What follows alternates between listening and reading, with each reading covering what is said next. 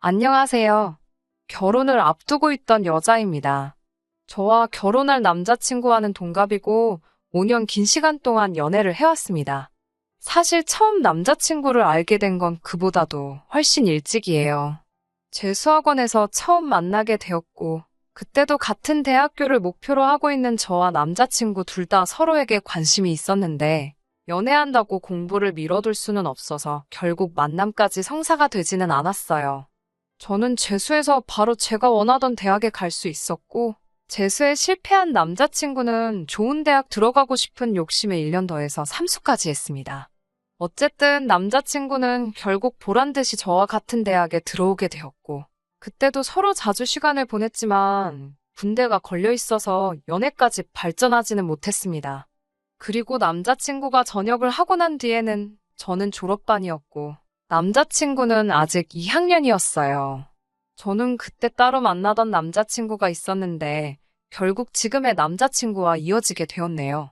군대에 가버리면 저를 놓칠 수도 있을 것 같다는 생각에 저 때문에 억지로 군대를 미루고 미루다가 입대했다고 나중에서야 털어놓더라고요. 그런데 덕분에 복학 시기도 제대로 맞추지 못해서 남자친구는 입학도 늦었는데 졸업도 애매하게 늦게 했어요. 먼저 졸업한 저는 졸업 후 1년 뒤에 취직에 성공했고, 그 뒤부터는 연애를 하면서 남자친구 취업 뒷바라지를 해줬어요. 결국 남자친구는 대학교를 졸업하고 얼마 전 원하는 직장에도 들어가게 되었습니다. 저랑 같이 있기 위해 노력한 결과라고. 다 제가 있는 덕분에 원하던 대학에도 들어갔고 원하던 직장에도 들어가게 되었으니 제가 행운의 여신이나 마찬가지라고 말하며 프로포즈를 해왔습니다. 직장도 안정적이고 급여가 좋은 회사였고 남자친구 말대로 저랑 함께하기 위해 이렇게 노력을 해온 사람이니 결혼하면 저도 분명 행복하게 해줄 거라는 생각에 프로포즈에 응했어요. 그런데 프로포즈 받은 행복도 잠시. 결혼 준비하면서 이런저런 일 때문에 답답해 이렇게 사연 적어봤습니다. 예비 시부모님 처음 인사드리러 간 날이었어요. 외식을 하면 좋았겠지만 또다시 코로나가 유행을 하면서 방역수칙이 깐깐해져서 예비 시부모님 집에서 만남을 가졌습니다. 식사가 끝나고 어색한 분위기가 이어지는 가운데 텔레비전에서 요즘 하고 있는 사극 재방송이 나오더라고요. 낯가림 때문에 어색했던 상황인지라 다들 텔레비전만 보면서 시간 보내고 있었는데 아버님께서 저것 좀 보라고 여자가 탐욕스러우니 자식이 아버지 알기를 우습게 알고 형제끼리 칼부림을 하는 게 아니겠냐는 말을 하면서 예로부터 여자가 져줘야지 평화롭고 남자가 잘 된다는 이야기를 하시더라고요. 암탉이 울면 집이 무너진다는 말이 괜히 있는 게 아니라고 하면서 엄청 재밌는 말을 하신 것 마냥 혼자 껄껄 웃으셨어요. 안 그래도 어색한 자리였는데 그 말씀에 분위기까지 이상해지고 아버님께서는 누구에게라도 자기의 뜻을 동의를 받아야 했는지 어머님 옆구리를 발로 쿡쿡 찌르면서 내 말이 맞지? 하고 재차 확인을 하시더라고요. 어머님께서는 마지못해 그렇다고 해주셨고요. 아무리 자리가 어색한 상황이었다고 할지라도 그래도 첫 만남인데 구태여 저한테 저런 말씀을 하시는지 이해가 안 됐습니다. 그렇다고 제가 남자친구 잡을 듯이 하는 행동 한 번 한 적도 없고 티낸 적도 없는데 말이에요. 일부러 저러시나? 혹시 벌써부터 제 길을 누르시려고 그러나? 그런 생각이 들었습니다. 그래도 제가 할 말은 다 하고 사는 성격인데 아무렴 기분 나쁜 말을 들었다고 할지라도 예비 시아버지 되실 분인데 아버님 재미없는 농담에 말대꾸는 하지 않았지만 그래도 동의도 하지 않고 그냥 가만히 앉아 있었습니다. 남자친구는 나중에 저한테 그때 왜 그랬냐, 뭐가 문제냐 하면서 자기 부모님이 신경 써줘서 초대한 식사 자리인데 그렇게 똥 씹은 표정하고 있을 필요는 없지 않았느냐고 답답해하며 화를 냈습니다. 아버님 말도 말이지만 그런 식으로 나오는 남자친구 반응도 섭섭하더라고요. 그래서 저도 솔직히 첫 만남인데 저런 말씀 하시니 나도 좀 서운했다고 따졌더니 그게 뭐가 서운할 일이냐고 어른이 분위기 좀 어떻게 해보려 꺼낸 말인데 누가 농담 가지고 서운해하냐고 하는 겁니다. 오히려 대화가 멈추고 어색해진 상황에서 예비 며느리 될 제가 애교도 부리고 하면서 분위기를 띄웠어야 하는 거 아니었냐고 하더라고요. 얼마나 제가 거기서 불편한 티를 팍팍 냈으면 집안에서 가장 어른인 아버님이 그런 서투른 농담까지 했겠냐고요. 시댁이라고 벌써부터 그렇게 날 세우면 안 된다고 하는 거예요. 제가 성격상 낯도 많이 가리는 편이기도 하고 사실상 유학 생활까지 하면서 가장 어려웠던 게 어른을 상대하거나 하는 일이었습니다. 경험이 많지 않아서 그런 자리에서 제가 제대로 행동하지 못한 부분은 인정합니다. 그런데 아버님이 꺼낸 말은 분위기 전환을 위한 농담이라고 생각되지 않았어요. 그리고 아무리 제가 며느리 될 자식벌 같은 존재일지라도 그 자리에서 제가 애교 부리며 분위기를 전환시켜야 된다는 건 아무래도 이해가 가지 않았습니다. 하지만 남자친구 말대로 아버님이 아기를 가지고 한 말이 아니라는 해명을 듣기도 했고 저도 불편한 기색을 숨기지 못한 잘못이 있었기 때문에 그날 일은 그냥 제 마음속에 묻어두기로 했습니다. 그런데 정말 어이가 없는 일이 처음 뵌 날 얼마 지나지 않아서 일어나고 말았어요. 결혼 준비를 하면서 결혼식장이나 기타 여러 가지들도 중요하지만 가장 중요한 건 아무래도 살 곳 아니겠어요? 저와 남자친구도 결혼하고 나서 살 집에 대해서 여러 가지 의견도 나누고 부동산도 다니면서 정말 서울 이곳저곳에 집이란 집은 다 알아보고 다니던 중이었습니다. 뭐든지 장점만 가지고 있는 집은 정말 찾기 힘들더라고요. 비교적 신축의 집값까지 적당한 곳은 위치가 참 애매해서 대중교통 타기도 번거롭고 회사에서도 멀었고요. 반대로 위치가 마음에 드는 곳은 마음에 드는 만큼 아파트가 구축이기도 하고 주차장 문제도 있었어요. 모든 걸 다 만족시켜줄 만한 집은 가격이 문제였고요. 신혼집 구하게 되면서 예비시댁에서도 어느 정도의 지원금을 마련해 주셨고 대출도 당연히 받을 계획이지만 10억이 넘어가는 집을 구할 방법은 없어 보였습니다. 결국 후보는 두 군데로 좁혀지게 되었어요. 출퇴근 위치도 좋고 재개발 예정지이긴 하지만 작은 집을 구하느냐 아니면 서울 근교 서부권이나 동부권 신도시에서 시작을 하느냐로요. 집을 알아보는 동안 마침 남자친구가 지내고 있던 월세 자취방이 계약이 끝나게 되면서 제가 전세로 살고 있는 원룸의 거실이 딸린 자취방으로 들어와 함께 지내고 있었습니다. 명절을 앞두고 있는 상황이었는데 남자친구가 집에는 안 가보느냐고 물어보더라고요. 저는 당연히 저희 부모님 집을 이야기하는 건 줄 알고 코로나가 유행이기도 하고 엄마가 몸이 약한 편이라 괜히 걱정이 돼서 올해는 안 갈 생각이라는 말을 했습니다. 그런데 남자친구가 너네 집 말고 우리 집 말하는 거라고 하더라고요. 아무리 결혼을 약속한 사이지만 아직 결혼도 하기 전인데 친척들이 다 모인다는 시댁에 제가 왜 가야 하는지도 모르겠고 또 제가 친정에 가지 않는 이유 중에 하나가 괜히 사람 많은 곳 다녀왔다가 코로나라도 걸릴까 봐인데 정말로 만에 하나 그렇게 된다면 건강 상하고 같이 있던 사람들 불편하고 그게 무슨 난리겠어요? 그래서 그 두 가지 이유를 대고 가지 않겠다고 했습니다. 그러니까 남자친구가 아직 결혼을 안 했다고 한들 올해면 우리도 부부가 될 텐데 며느리가 명절을 빠지면 쓰냐는 식으로 이야기를 계속 하더라고요. 연애할 때는 고집 한번 부린 적 없던 남잔데 요 근래 들어 결혼 준비하면서 왜 이렇게 고집이 세졌나 싶더라고요. 저는 어쨌든 갈 생각 없다고 가려거든 너 혼자 다녀오고 혹시 모르니까 이 집으로 다시 오기 전에도 병원 들려서 신속검사라도 받고 오라고 말했습니다. 제 말에 입이 대빨 나와서 툴툴대고 그날은 무슨 말 한마디만 해도 틱틱거리면서 있더라고요.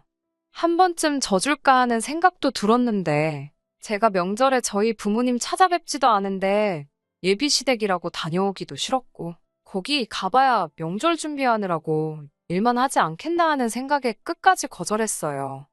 남자친구는 거기서 또 왜 명절 준비 이야기가 나오냐고 어디서 뭘 보고 다니길래 그렇게 시댁일이라면 날 세워서 싸움을 만드냐는 듯이 말을 하더라고요. 세상 모든 시댁이 10월드가 아니라고 인터넷 속 이야기는 전부 다 사람들 관심 끌기 위해 지어내는 말이라고 하더라고요. 정말 짜증이 났어요.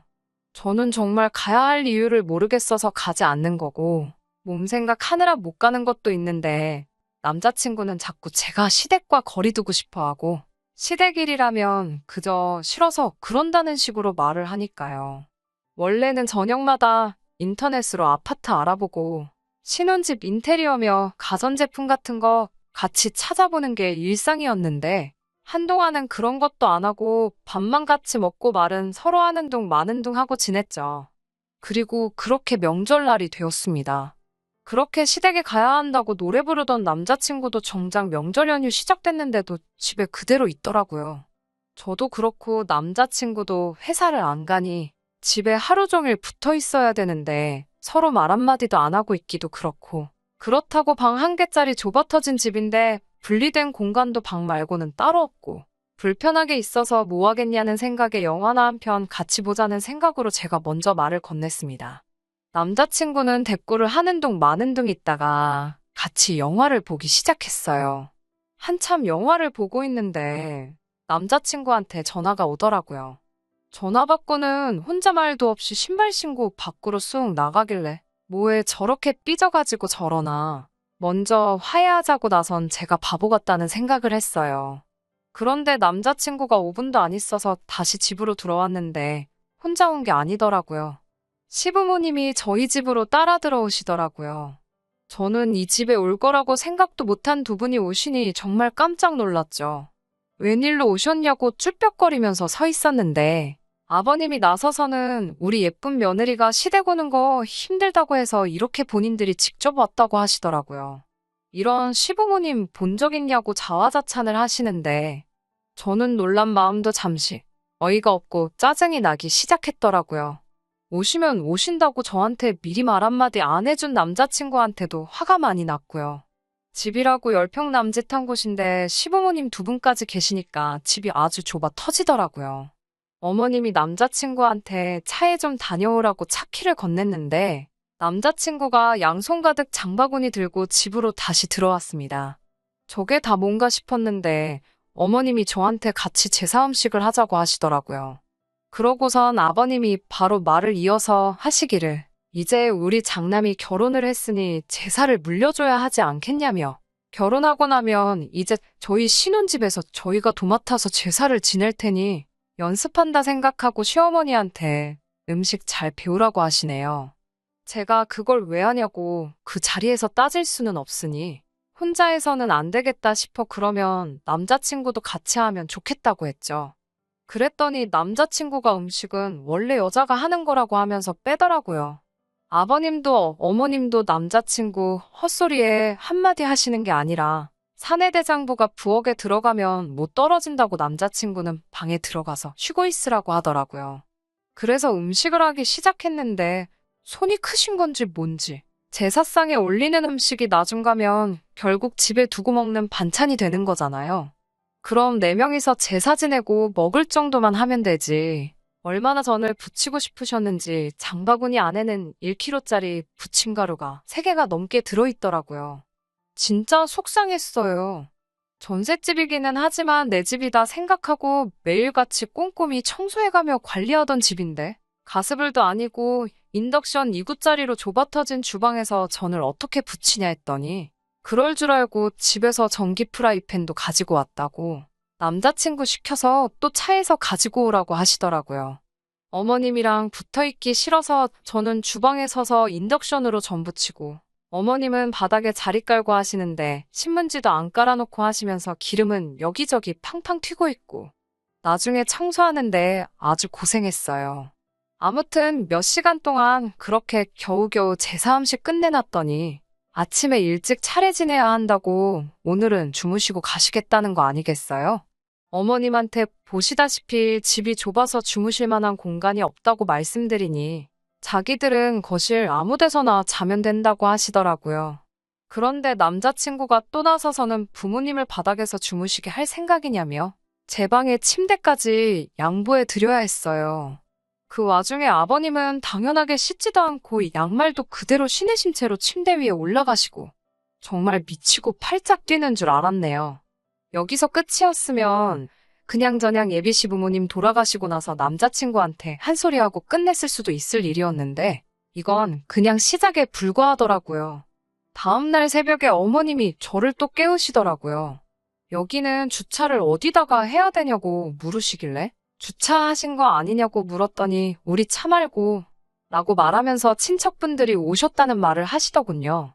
친척들이라니 무슨 소린가 했는데 저희 집에서 차례 지낸다고 시댁 친척들을 여기로 다 부르셨다고 하십니다. 그 소리에 이건 또 무슨 일인가 싶어서 또 표정 관리를 못했나 봐요. 그랬더니 아버님이 옆에서 저한테 겸사겸사 우리 예비 며느리 소개도 하고 자랑도 하고 싶으셨다고, 결혼하기 전에 친척들한테 얼굴 한 번씩 비추고 인사 한 번 드려야 되는데 겸사겸사 한 번에 하게 되었으니 저한테는 번거로울 것 없어 좋은 일 아니겠냐고, 이렇게 며느리 챙겨주는 시부모가 또 어디 있겠냐며 노스레를 떠는데, 솔직히 예비 시부모님만 아니었으면 진짜 주먹이라도 나갈 뻔했어요. 그 시점부터 정말 온갖 시댁 친척들이 하나둘씩 집안으로 들어오는데 써있을 자리도 없을 정도로 정신이 없더라고요. 차례 끝나고 나니 상 차려놓고 밥 먹을 자리는 안 나오니까 전날에 정말 그렇게 많이 부친 전들 다 비닐봉지에 담아서 한 봉지씩 손에 쥐어주고 보내는데, 정작 전 부친 건 거의 저 혼자 다 한 것 같은데 저희가 먹을 건 하나도 없었습니다. 남편은 그 와중에 친척 형들하고 술 한잔 마시고 온다고 밖으로 나가고, 십수명의 사람들이 휩쓸고 간 저희 집은 엉망이 되었는데 치울 생각하니 한숨조차 안 나오더라고요. 그리고 혼자 신나서 술 잔뜩 처먹고 온 남자친구하고 정말 대판 싸웠어요. 이 좁아터진 집에 그 많은 사람을 부를 생각을 다 하냐고, 결혼 전이라 시댁 안 간다는 말에 삐져가지고는 무슨 사람 먹이려고 어디 작정하고 버린 일이냐고, 10년을 알아오고 5년간 연애한 그 사람하고 똑같은 사람이 맞냐, 사람이 갑자기 변한 거냐 아니면 여태껏 본성을 숨겼던 거냐, 정말 파혼까지 할 기세로 속에 담아두었던 말 전부 다 꺼내서 했습니다. 파혼 이야기까지 오가기 시작하니 그제서야 남자친구가 무릎을 꿇고 저한테 빌더군요. 시부모님 말이 여태껏 자기가 저를 쫓아다녔다는 사실에 결혼하면 주도권은 저한테 있겠다, 뭐 이런 말씀을 하셨다나요. 그래서 일부러 더 세게 나왔다고 합니다. 본심은 아니었다고요. 여태껏 제가 알던 사람으로 돌아올 테니 한 번만 용서해달라고 빌더라고요. 그놈의 정 때문인지 정말 자초지종 처음부터 끝까지 설명하고 싹싹 비는 모습에 마음이 약해져서 사과를 받아줬습니다. 그냥 받은 건 아니에요. 시부모님이 그렇게 나오셨다는 사실이 신경이 쓰였고, 주도권 이야기로 뒤에서 남자친구를 조종했다는 사실은 용서가 되지 않았어요. 어차피 결혼하면 시부모님하고 사는 거 아니니까 적당히 할 도리만 하고 거리 두고 지내면 된다고 생각했죠. 얼마나 아니란 생각이었는지 참 후회가 되네요. 결혼하면 제사 물려받을 생각 없다, 혼인신고는 곧바로 하지 않고 지켜보다가 정말 약속들을 지키고 있는 것 같으면 그때 가서 하겠다고요.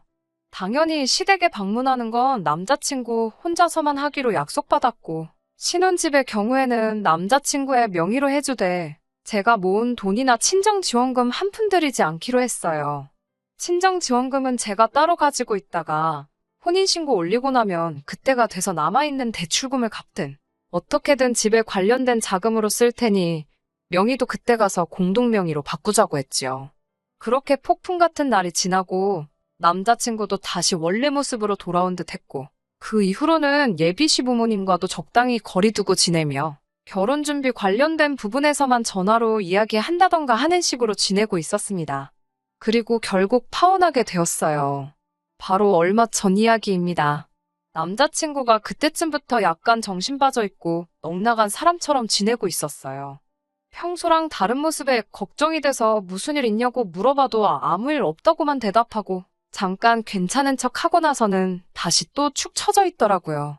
안 좋은 일이 있겠다는 건 짐작하고 있었는데 이런 일인지는 상상도 못했네요. 휴일날이었는데 시부모님이 또 연락도 없이 저희 집으로 찾아오셨더라고요. 남자친구한테 무슨 일이냐고 따져 물을 새도 없이 들이닥치셔서는 저보고 돈을 내놓으라고 하시는 거예요. 갑자기 돈을 내놓으라니 무슨 일인가 싶었죠. 남자친구는 안색이 창백해져 있고 그제서야 모든 사실을 제게 말해주더라고요. 남자친구가 시댁에서 집 구하라고 지원해준 돈과 자기가 결혼자금으로 모아놓은 돈을 코인과 주식으로 날려먹었다고 합니다. 반토막이 났으면 차라리 괜찮았을 거예요. 그냥 그 돈이 전부 휴지 조각이 되어버렸다고 하더군요. 저도 정신이 아찔해져서 이게 무슨 일인가 정신이 없어 있는데 아버님이 여자 잘못 들여가지고 아주 집안 꼴을 말아먹는다고 성질을 부리시더라고요. 그게 왜 저 때문이냐고 하니까 남자친구가 하는 말이 가관이었습니다. 제가 좁은 집이 싫다고 했고 집을 자기 혼자서 구하라고 했다고 말하면서 그것 때문에 자기가 주식과 코인에 손을 댄 거 아니겠냐고. 따지고 보면 전부 다 제 잘못이라고 하는 거예요. 아버님도 한술 더 떠서 처음 봤을 때 자기가 말한 거 기억 안 나냐고. 여자가 탐욕적이라서 이 사단이 난 거 아니겠냐고 저한테 호통을 치시더라고요. 이래서 여자 말 듣지 말라고. 집안은 남자가 주도권을 잡아야 사는 거 아니겠냐고 하면서 내 욕심 때문에 이렇게 된 거. 당연히 우리는 우리 아들하고 저를 결혼시킬 생각 없고 너 때문에 큰돈을 날렸으니 그 돈을 저보고 보상을 하라고 하는 거예요. 어이가 없어서 진짜. 그동안은 예비 시부모님이라 말을 아꼈지만 제가 먼저 파혼 이야기 꺼내기 전에 결혼시킬 생각 없다고 하셨으니 이제 예비 시부모님이 아니라 그냥 남이잖아요. 저도 더 이상 참을 거 없다고 생각해서 한마디 던졌습니다. 주제도 모르고 결혼을 해준다니 안 해준다니 말하지 말라고요. 그동안 제가 그쪽 아들 이끌어줘서 대학도 가고 좋은데 취직도 한 거 아니겠냐고. 알고 봤더니 아주 근본부터 못 써먹을 놈이었는데 그래도 어떻게 사람 구실하게 만들어놨더니 부모가 나서서 애를 다시 모질이 천치로 만들어 놓은 거 아니냐고. 그리고 저는 좁은 집에 살기 싫다고 한 적도 없고 이 좁아터진 원룸에 온 식구들 다 초대해서 그 소리 나오게 한 거 다 아줌마 아저씨 잘못 아니냐고 따졌어요. 자식 농사 잘못 지은 걸 왜 내 탓으로 하냐고. 이제는 결혼해달라고 빌어도 저도 할 생각 없으니 모자란 당신네 아들 데리고 꺼지라고 소리를 질렀어요. 아줌마 아저씨라고 부르는 게 뭐가 그렇게 열받았는지 부들부들대면서 벽을 주먹으로 내려치더라고요. 원성이 높아지고 하다 보니 이웃의 신고로 경찰까지 출동하고 아주 난리도 아니었습니다.